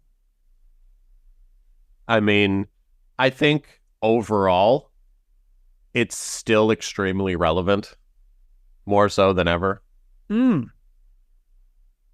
Based off of it. Well, I mean, are we all not going through hard times? You know, honestly, enough said. You know? I mean, the times, depending who you are, the times are about to get harder. Yeah, it's a little scary. I'm kind of reticent to even comment too much about it because I'm still processing a lot of things about society at the moment. But I'm sure those thoughts will come into starker contrast in the coming months, and I'm sure that I will opine at length about them here on this show. But yes, the song, written by a teenage boy in New York City who had the tendency to disappear for weeks on end as the first Cro-Mags vocalist, was just writing about how you just never give up, you never surrender, and respect for sure. All these years later, you guys touched on it in the interview, but man, to have that level of impact from at that age, mind-blowing. Yeah, they were children. You know what I mean? Like, children. It's pretty wild. I'm like, I think about what I was doing at that age. Yeah. Nothing meaningful at all. Literally nothing meaningful. Yeah, you know what's crazy is I found the CD of my band and the music we made when I was basically these guys' age. And we were a pretty respectable band for a bunch of 15-year-olds. Like, we sounded pretty darn good, if I do say so myself, but it just sounds like Dude Ranch by Blink-182. You know what I mean? Yeah. We were just copying exactly something else that already existed. And like, I've got, like, the cassette from the same thing from when I was 15, 16. And it's literally just Strung Out's Another Day in Paradise. Yeah. It is what it is. Basically, that's all it is. Yeah. Like, yeah. Did you have any other thoughts about the song in general? I mean, I've said a lot about it. Like, I love Cro-Mags. I love all of the Parris era Cro-Mags specifically. Yeah. And I'm a huge fan of his music video work. I'm just a huge Parris fan.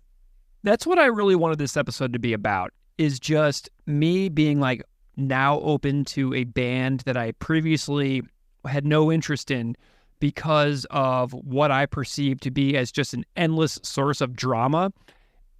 And it's pretty nice that Parris has allowed me this gift. You know what I mean? Of being able to finally see beyond just the two sources of conflict in the band, and take a closer look, because there's a lot of really, really amazing material in the Cro-Mags discography.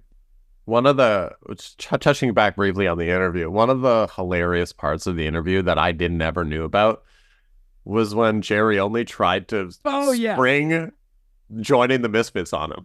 Dude, hilarious. I tell you what, though, what's amazing about that is, that guitar player that played on stage with the Misfits in Madison Square Garden, AC Slade? Yeah. I'm like, that could have been Parris Mayhew. Like, you know what I mean? I feel like Parris Mayhew would have just been doing exactly what AC Slade is doing in the Misfits now. You know what I mean? And AC Slade's from Philadelphia. Yeah. They could have they wanted a New Yorker. Yeah. And when he told me that story, I was like, oh my God, that's amazing. Because when we saw Misfits at Madison Square Garden, you and me and Parris Mayhew all in the same room, he could have been on the stage. And I know John was there too. Who? John Joseph was at that show as well. Really? Interesting. 100% was at that because show. You did the walking tour. Because he mentioned it the day after. Yeah. Wow. Interesting. I want to say 99% of the people on that walking tour were all at that Misfits show the night before. Dude, I'm so glad you were at that Misfits show. Did you fly to New York City or did you drive? I flew. I wonder, did you fly to Buffalo? No, I flew out of the Island Airport of Toronto. Got it. Okay. I was curious. I was like, because I was like, I wonder if you and me were on the same exact plane going to or from I know that show. so many people that were at that show. Like, I know at least half a dozen to a dozen people that were at that show. I actually went and saw them a month and a half later in Philadelphia as well. I mean, it was late October of 2019, and we all know what happened in the world a couple months after that. And it is wild to think about being at that show 5 years ago. It was 5 years exactly, basically, to now. Because, it's mid-November right now. And it was basically 5 years ago, almost precisely, to right now. Yeah. And what an awesome show that was. So, but yeah, it was a good time. All right. Well, what do you think of Propagandy's cover of Cro-Mags here? How would you rank this bad boy? Honestly, it's definitely as Parris said, one of the better Cro-Mags covers out there. He said it's his favorite ever of any song that's ever been covered by any band of the Cro-Mags, from any song, not just his favorite Hard Times cover. He said it's his favorite Cro-Mags cover. Man, if I'm in Propagandy, I can retire. Dude, unbelievable. Did you listen to Danek's cover? Danek's cover is awesome too. Yeah. Well, honestly, hilarious that for those that don't know, John Danek writes for the website Hard Times. Yeah, so the Hard it was Times. absolutely apropos that John Danek did the Hard Times cover.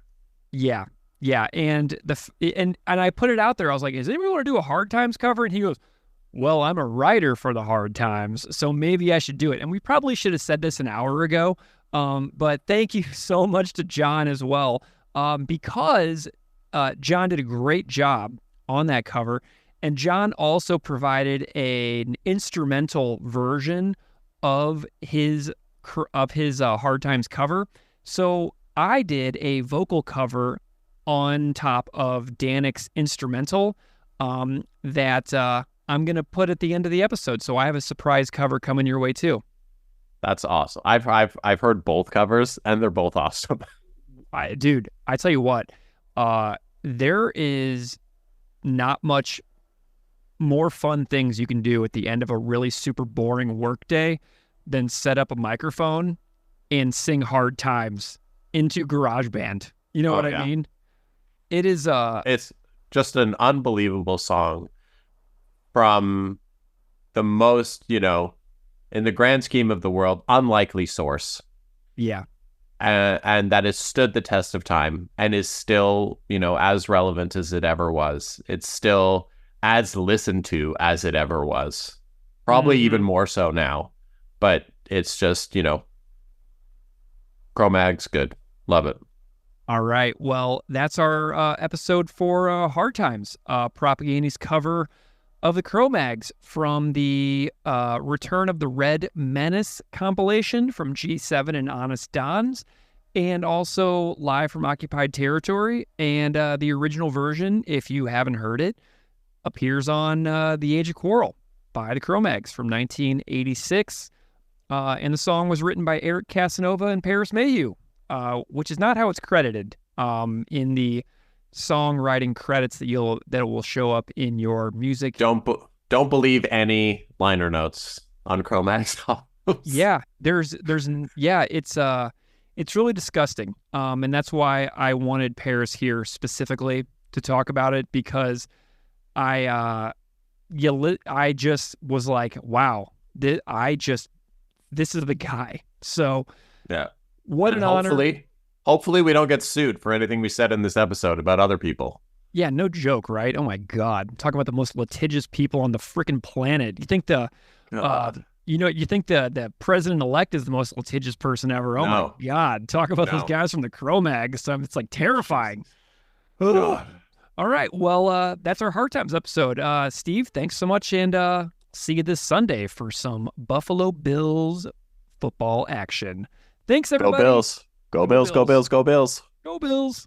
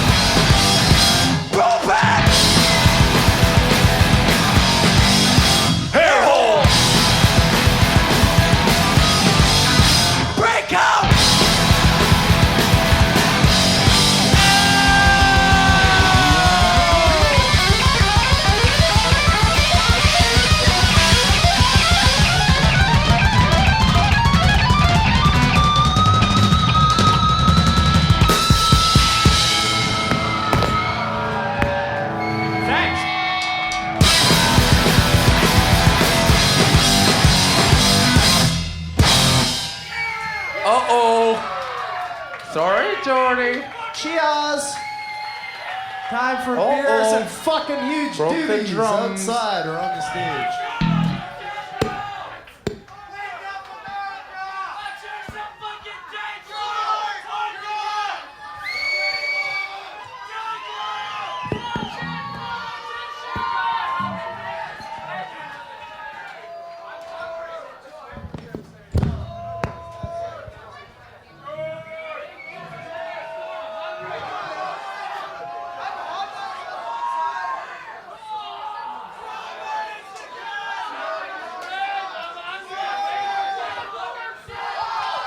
You're still here. Is everybody still here?